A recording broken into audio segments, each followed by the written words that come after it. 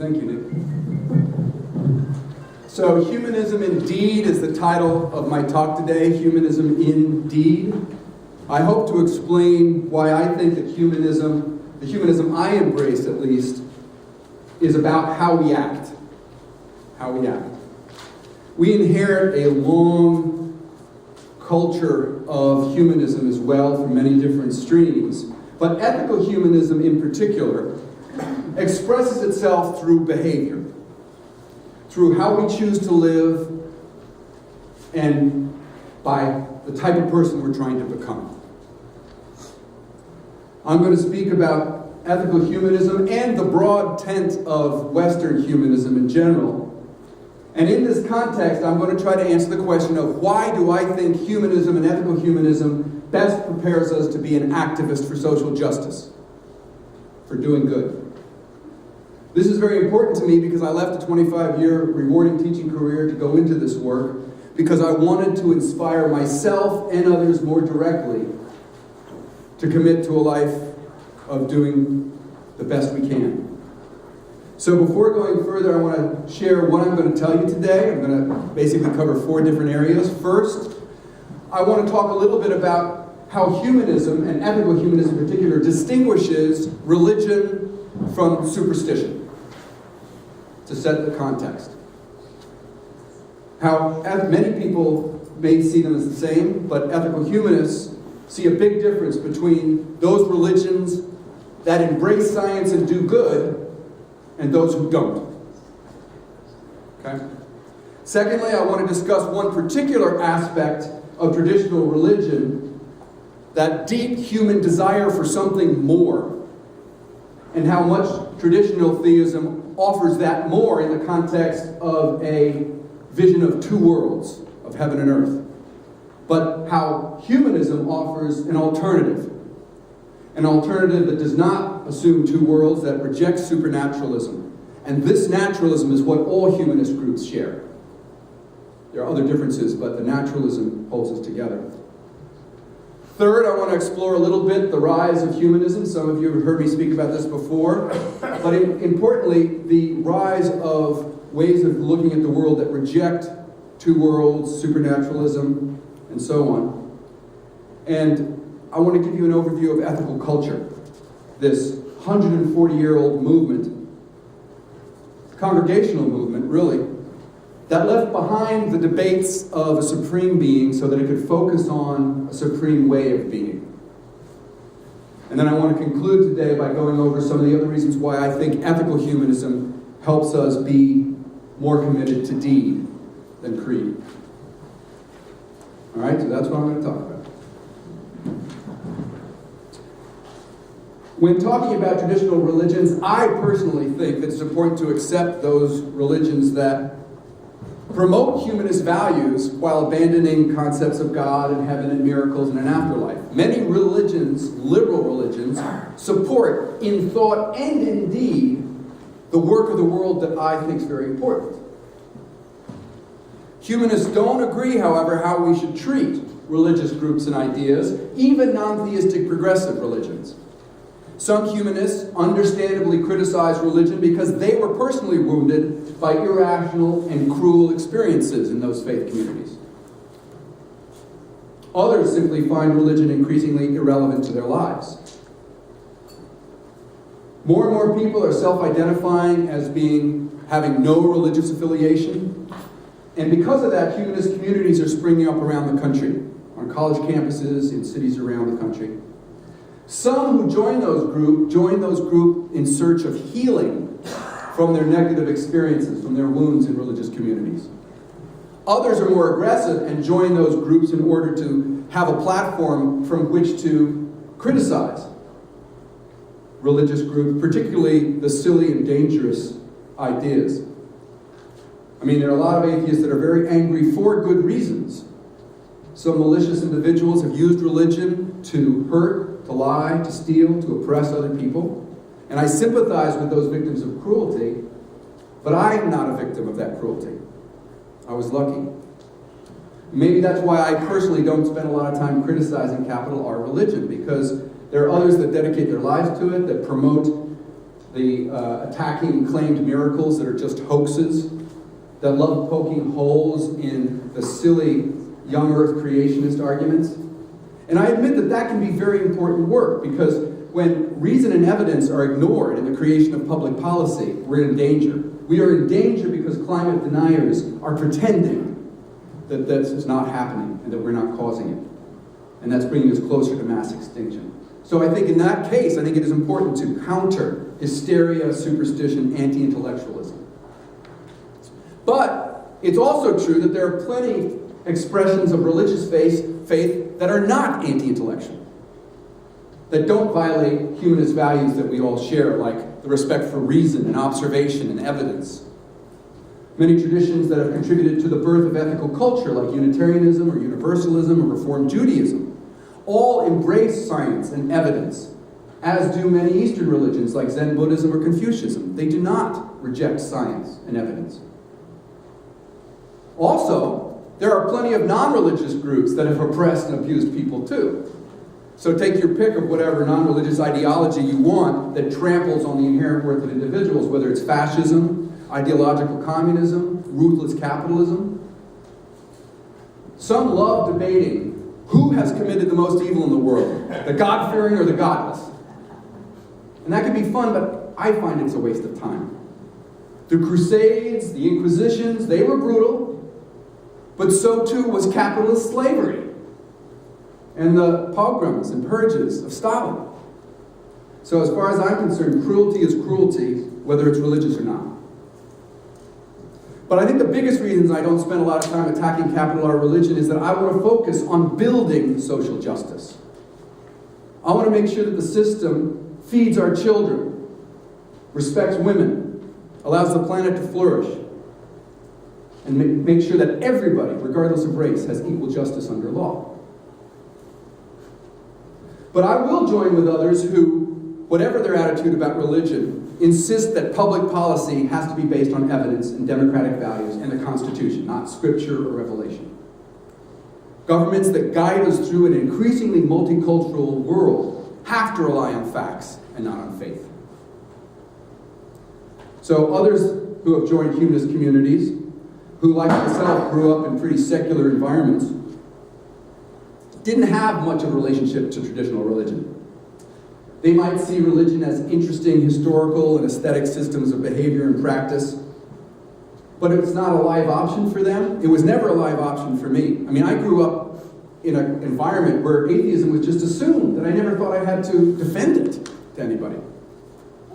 I'm not a dogmatic atheist. I mean, if the skies parted right now and an angry God came down and scolded to me, I'd rethink my position and check whether somebody slipped something into my water. But I don't spend a lot of time looking for evidence of whether God exists or not, because I don't think that's as important as how I live my life. So having come into humanism by way of ethical culture, I prefer to introduce myself not as an atheist or a free thinker, but as an ethical humanist. And in that ethical humanism is both a non-theism and a naturalism. The naturalism is simply the belief that there are no such things as miracles. That basically look at the world and we'll use evidence to figure out what's going on. And non-theism simply means I don't take a position over whether God exists or not. As a non-theist naturalist, if somebody comes to me arguing for a God that doesn't violate the laws of nature, for a God who encourages us to use reason and compassion to build a better world, I'm not going to get into theological debates with them. I'm going to say, where can we work together? That's what matters. So that's one reason why I think ethical culturalism is best for encouraging activism, because it's about the activism, not the belief that motivates it. Let me turn to an oversimplified piece on why religions exist. From my perspective, I was raised in a very secular environment. I was told that religions were created to help explain a mysterious and scary world to people. When I was an adolescent, I was told that religion was a crutch for people who can't handle reality. And in college, I was quoting Marx saying that religion is the opium of the masses. Now, I think I have a more nuanced view of it right now. But I still believe that religion is a creation of psychosocial forces for human needs, not a manifestation of the divine on earth. The devout think my explanation is very superficial. I mean, they say, religions don't exist there for us, they exist because of God's role in history and in my life. But if I don't see that history, and I don't experience that role, I can't speak for theists. But as a non-theist, and even as an atheist, I can see and appreciate that many traditional religions answer some deep human needs. Religions are a response to a common yearning for something more. Something that would help us make life more knowable and meaningful. Something to give us courage to live life more fully and to try to build a better world. So I think that activists, secular or religious, godless or faithful, independent of whatever theology, they all want more in life.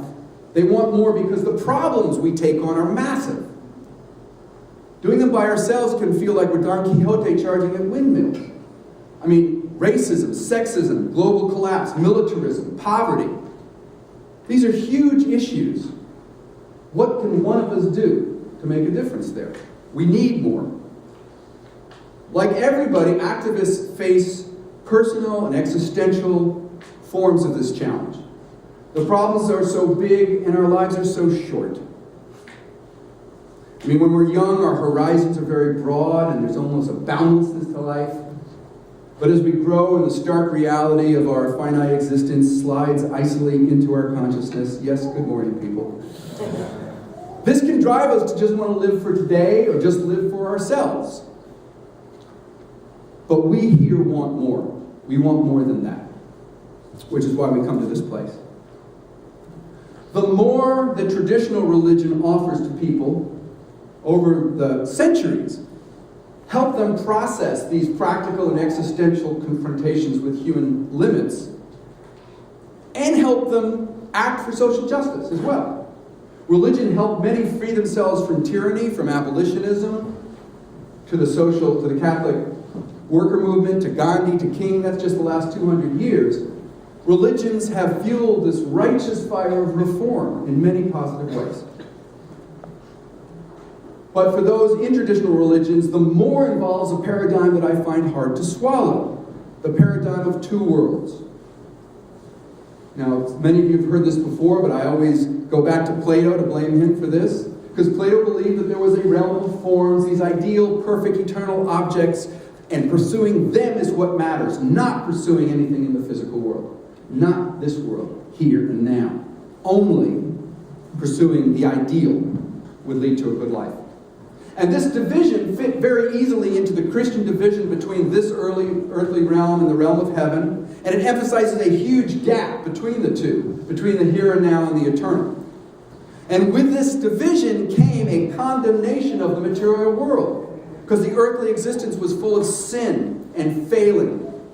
And in this context, religion was used way too often to justify burning witches, enslaving people, or flying planes into buildings.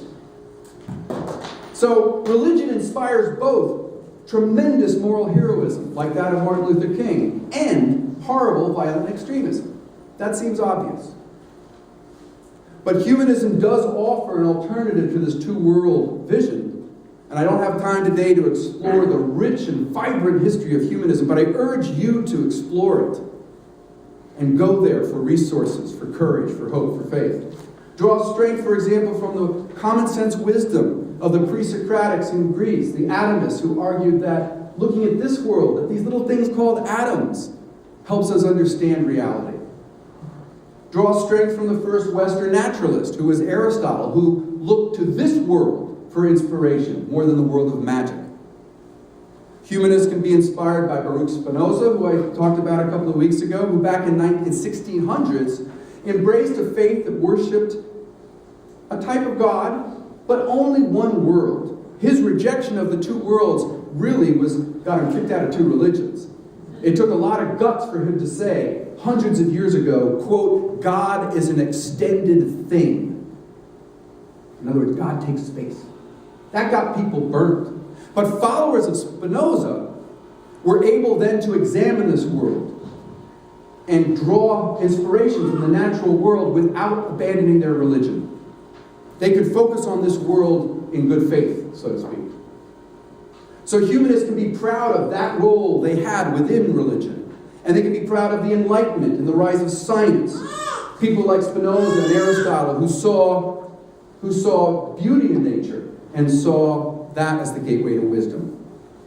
Sir Francis Bacon, who moved science further away from magical thinking and more into observation and reason and the practicality. That's the foundation that modern scientists, from Isaac Asimov to Neil deGrasse Tyson, stand on today.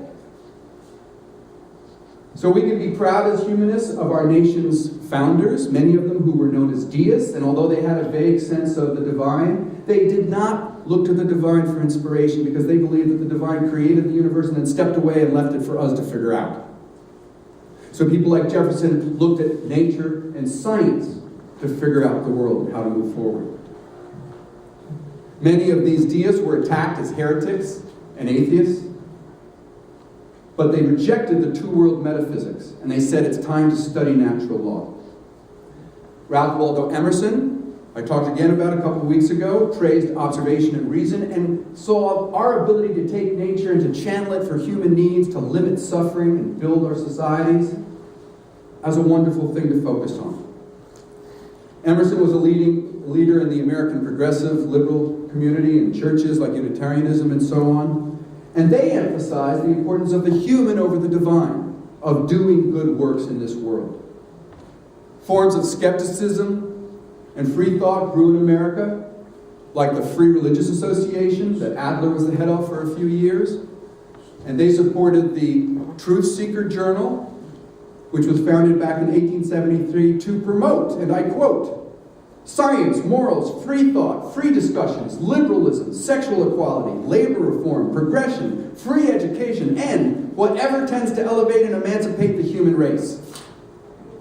I think that's a good thing. And it fed a lot of people at the time doing good work. In 1895, Elizabeth Cady Stanton produced one of the boldest books ever written. You know what it was? Women's Bible. The Women's Bible. Thank you, Betsy. The Women's Bible, she hoped by writing it to liberate us from the misogynist, subservient role that was given to women at the time. And it became a bestseller and gained her a lot of fans, and she was condemned by the right wing tremendously. But humanists can be proud about how the Women's Bible led to the work of Margaret Sanger, of Gloria Steinem, of Faye Waddington, who was the first African-American president ever to be elected of Planned Parenthood.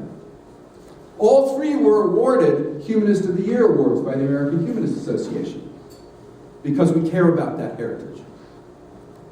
Reform Judaism, which was fundamental to the creation of ethical culture, took root in America in the 1800s based on a belief that study, reason, books, long a tradition in the Jewish tradition, combined with a desire to heal a broken world. That was the goal. Reason and compassion. We can be very proud of the Humanist manifestos. How many have read the 3 Humanist manifestos? I thought so. Yes, got it. All right, good. It'll take you half an hour to read all 3 of them. There were 3 of them. One was issued in 1933, and it criticized the profit-motivated society as inadequate to meet human needs. I can agree with that. This was a group of people that came together believing in humanist values from many different traditions. They updated it in 1973, Humanist Manifesto 2, embraced spiritual as meaning, quote, the cultivation of moral devotion and creative imagination. Moral devotion and creative imagination. Those are things I can wrap my head around and call spiritual in a non-superficial way. Whether you like the word or not, I think people in humanism get moral devotion and creative imagination. The Humanist Manifesto 2000, the third one, emphasized our place in the web of life and the importance of ecology and environmentalism. Those are bold statements that I urge you to know more about. I'm proud about the many shades of humanism that are offered. They're all different types. That's what I said at the beginning. This is not a one-size-fits-all. And I want to talk about one division within humanism between what is known as secular humanism and what's called religious or congregational humanism. In the 80s and 90s, secular humanism became a punching bag for whatever the right wing didn't like. And it was a very proactive. They took the term, redefined it, and put it out there in the media to attack it as dangerous, as, well, I want to go further than that, but they even try to define it as a religion, which is precisely what secular humanists deny. Okay? Nevertheless. It's a distinction, though, it's very different than religious or congregational humanism. Now, I use the term congregational humanism more and more and more. It was a term that I also saw James Croft, a leader in training who was out of the Ethical Society in St. Louis, along with his co-author, the Humanist chaplain at Harvard, Greg Epstein. They used the term, and they said we should use it because people who assume that religion must be theistic, if they see the term religion, they just walk away. They don't even hang around long enough to understand what we're about. So I'm beginning to use the term congregational humanism to explain it, just so they don't shut the door right away at the beginning. Congregational humanism is what you find here. It's what you find in ethical culture. It's a humanism that's wrapped around a congregational format that functions like a place of worship for some people, but without the supernaturalism in God. Like traditional religious places, we do Sunday morning meetings, we have Sunday school, we do seasonal celebrations, marriages, funerals, service projects, social justice efforts, witnessing, and so on. And we do it in the context of being together through life, helping each other go through the ups and downs. That's the congregational focus. It's a commitment to a group of people. That function is why in 1961 the Supreme Court extended the freedom of religion clause to ethical culture. Because that's what we do. It's about our actions. All of this came into existence because of the idealism and the vision and the effort of one people that most of you know, Felix Adler. He was born in 1851 in Germany, son of the liberal rabbi Samuel Adler and Henrietta Adler, and came to the United States with his family in 1857, where this young boy saw a nation of tremendous promise and tremendous oppression. The Gilded Age was a brutal time of greed and violence and poverty. And so in 1876, when he founded the New York Society for Ethical Culture, before a packed house, Adler warned of some grave dangers in the world. Particularly, he was worried that as people left traditional religions, the ethical messages in them, like the Golden Rule, would disappear. And we just have a ruthless, capitalist, dog-eat-dog world. These are his words from his founding address. Morality, long accustomed to the watchful tutelage of faith. I love that. Morality, long accustomed to the watchful tutelage of faith, because that's where the ethical messages were held in our culture for so long, for so many people, finds this connection loosened and severed, while no new protector has arisen to champion her rights. No new instruments have been created to enforce her lessons among the people. As a consequence, we behold a general laxness in regard to obligations most sacred and honored. An anxious unrest, a fierce craving for desire, for gain, has taken possession of the commercial world. And in instances no longer rare, the most precious and permanent goods of human life have been madly sacrificed in the interest of momentary achievement. Sounds like today.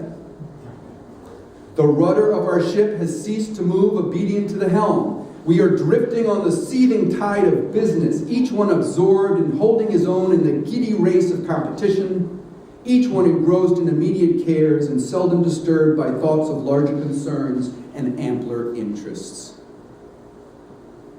Adler's larger concern and ampler interest focused on sustaining ethical ideals in a cruel world. He inspired people to think more deeply about life and preached that morality was independent of any God concept. That was a radical thing to say in 1876. For him, morality was not about the tradition or the dictates of a God, but about respecting the worth and dignity of every person in your head, in your heart, and in your actions. And he did so by diving into social activism, Many of you have heard all this before, how he founded the district nursing service, which became the visiting nurse service, free kindergartens, the working men's school, tenement house commission, the NAACP founding, the National Child Labor Commission. You can go on and on and on. He dove into them because it was an action that he was expressing his faith. He soon created congregational homes to do that work elsewhere in St. Louis and in Philadelphia and in Chicago. And today there are about 20 ethical societies around the world, each with their own flavor, generally focusing though on building a community and working to promote education, civil rights, racial integration, peace building, economic justice. Which brings me to why I think ethical culture best promotes activism.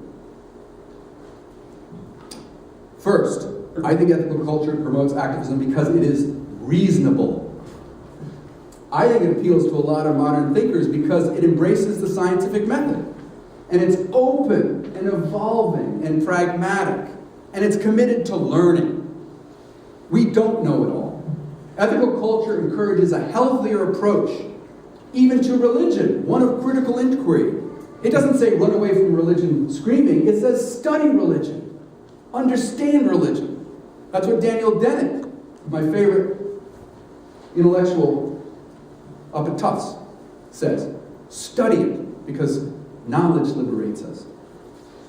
Second, I think ethical humanism inspires activism because it offers values that resonate, at least for me.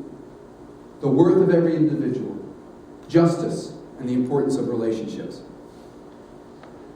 It proclaims the inherent worth of every person, which, if you take that seriously, is a brave and extreme view. It proposes defending inherent worth by fighting for social justice that empowers other people. And this requires structural and systemic reform. It requires that we look around to see who's at the table. It's not just about who gets the goods. It's about what are the goods and who gets to decide that and who gets to control them. And that is radical. Values that resonate most uniquely in ethical culture, other than worth and justice, I think, is the importance of ethical relationships. Settlement House pioneer and ethical culture lecturer Jane Addams appreciated the two-way street of relationships.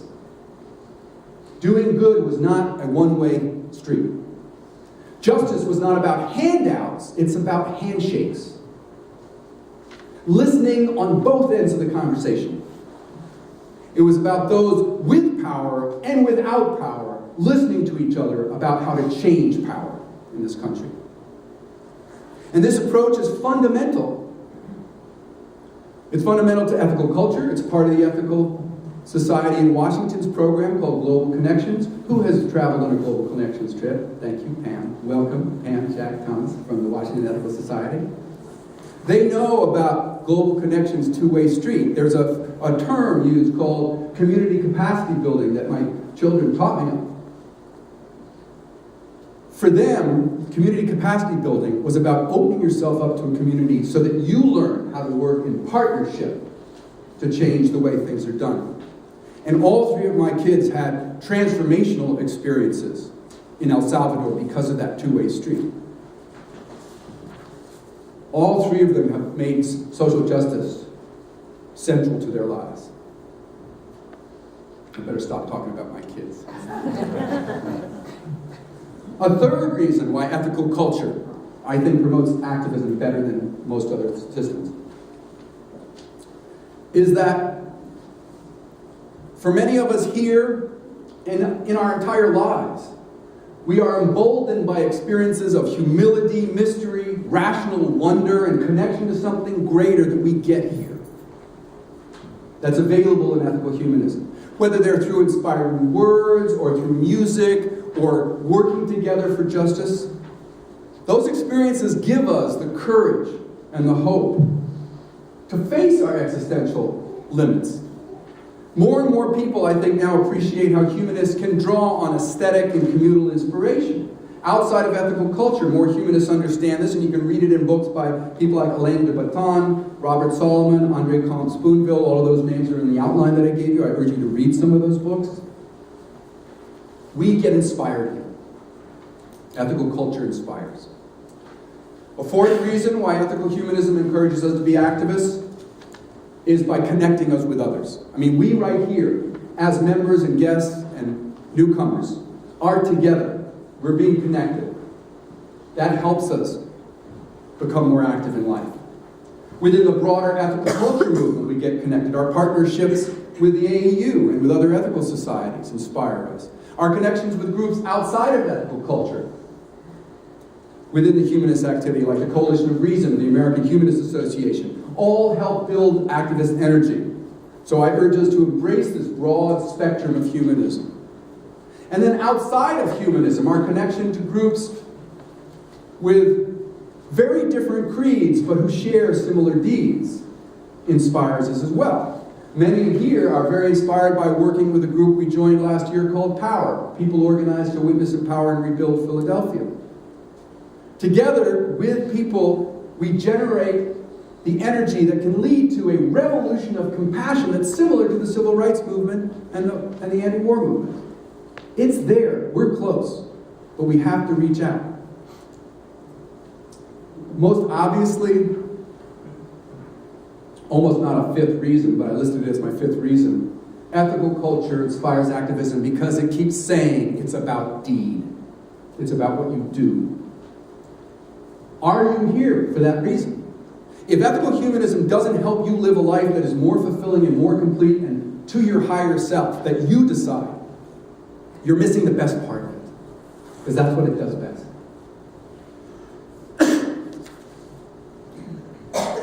Let me leave you with two quotes. My favorite Robert Ingersoll quote. While I am opposed to all orthodox creeds, I have a creed myself, and my creed is this. Happiness is the only good. The time to be happy is now. The place to be happy is here. The way to be happy is to make others so. This creed is somewhat short, but it is long enough for this life, strong enough for this world. If there is another world, when we get there, we can make another creed.